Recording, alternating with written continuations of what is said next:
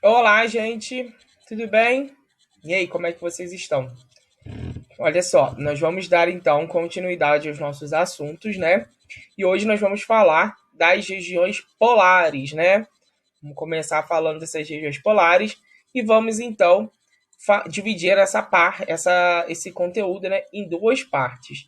Primeiro nós vamos falar, né, da parte da Antártida e depois nós vamos falar da parte do Ártico, ok? Então primeiro a gente começa lá com o Polo Sul e depois a gente vai indo para o Polo Norte, beleza? E então quando a gente fala aí, né, das regiões polares, né, a gente vai entender que essa área no globo, né, é aquela área que está em elevadas latitudes, né? Não confundam, né, latitudes com altitude, né? Quando eu falo ali que estão em elevadas latitudes, quer dizer que elas estão mais distantes da linha do Equador, né? Então a latitude dela é mais elevada, né? E aí, devido a isso, tem uma menor incidência de radiação solar. A gente vale lembrar, né, que quanto mais para os polos, menor é a nossa irradiação solar, né?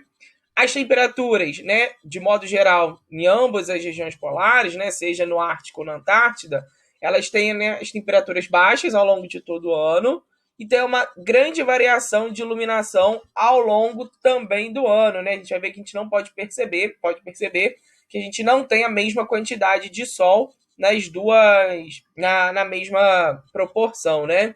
A gente vai ver que, por exemplo, aqui, quando eu tenho o solstício de verão, a gente tem o dia polar, né?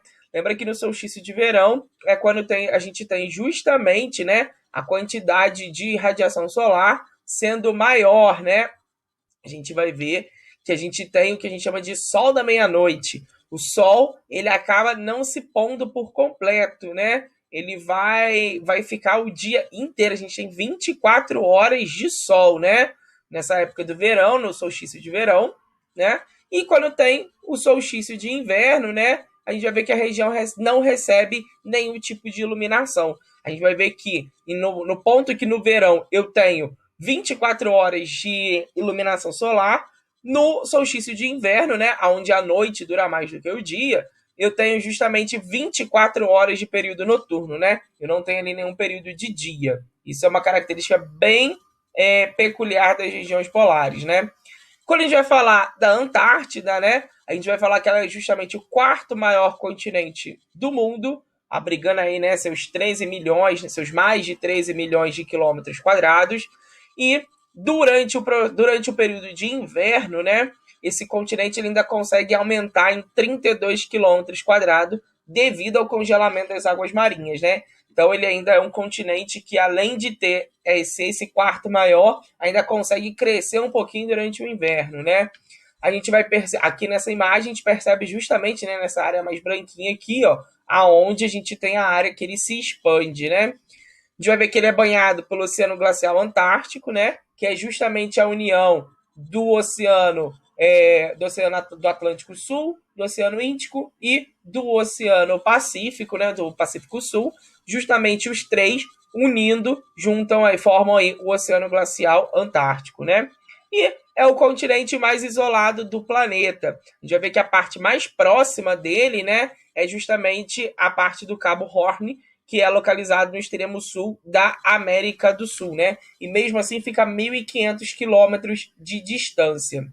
Em relação a essa questão, né, a gente vai ver que esse continente ele é coberto por uma imensa calota de gelo, né, com uma espessura de mais ou menos 2 quilômetros de espessura de gelo e com volume de 30 milhões de quilômetros cúbicos, né? A gente vai ver justamente que esse continente, né, ele representa aí cerca de 90% de toda a água doce do nosso planeta, né? A gente já sabe que a maior parte da água doce está congelada, né? Está no estado sólido no planeta e ainda assim 90% está concentrada no continente da Antártida, né? Durante o inverno a gente pode perceber que se forma o que a gente chama de banquiças, né? Essas banquiças são justamente os grandes blocos de gelo que são, né, que tem esse nome, que vão se formando durante esse período de inverno. É justamente aquela área, né, que o continente se expande, aqueles 32 quilômetros que eles se expandem, né? E aí, né, outra situação é justamente falar, né, que a Antártida, ela foi justamente formada pela separação do supercontinente do Gondwana, né? Lembrando lá que até então nós tínhamos somente um continente chamado Pangeia, e aí então se tornou dois continentes, o Laurásia e o Gondwana, e a partir de então foi se fragmentando nos continentes que a gente conhece até hoje, né? E aí a Antártida, a gente tem justamente essa separação, né, do Gondwana para formar ele, né?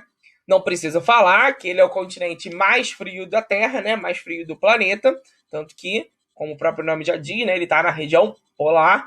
O clima dele vai ser um clima polar, né? Aqui eu tenho um climograma dele. Eu não tenho temperatura acima de zero nunca nessa região, né? A gente tem lá 0 graus no verão e 80 graus negativos no inverno, né?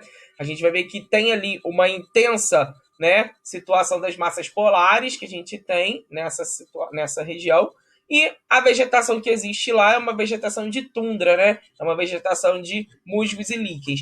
Quando ela aparece, né? Porque ela só aparece durante o verão, e quando ela aparece, não é sempre que ela aparece não, tá, gente? A fauna, né? É uma fauna de focas, baleias azuis e principalmente o crio, né? Que serve de alimento para as baleias. Uma coisa importante a gente entender que na Antártida não tem população nativa, ou seja, não existe população que nasceu lá, né? Que viveu lá, né? O que existe lá são várias operações de cientistas, né? Ali o continente da Antártida é uma base de pesquisa geral. Tanto que o Tratado da Antártida, né, que foi assinado em 1959, entre 12 países inicialmente, hoje já tem mais de 30 participando, o Brasil um deles, que é justamente que seja um continente de pesquisa e nunca um continente de posse, né? Ninguém é dono da Antártida, não tem um país dono da Antártida, né? Ela é justamente um continente de pesquisa, ok? Tudo bem? Beleza? E aí, uma dessas situações, né, o que trata esse Tratado da Antártida é justamente a liberdade de pesquisa científica, né? Proibição de atividades militares, cooperação internacional, divulgação das pesquisas, preservação do ecossistema local e, principalmente, proibição de testes nucleares, tanto que não se pode, essa proibição também engloba, né, a questão de lançamento de lixo e resíduos radioativos. Ok? Tudo bem?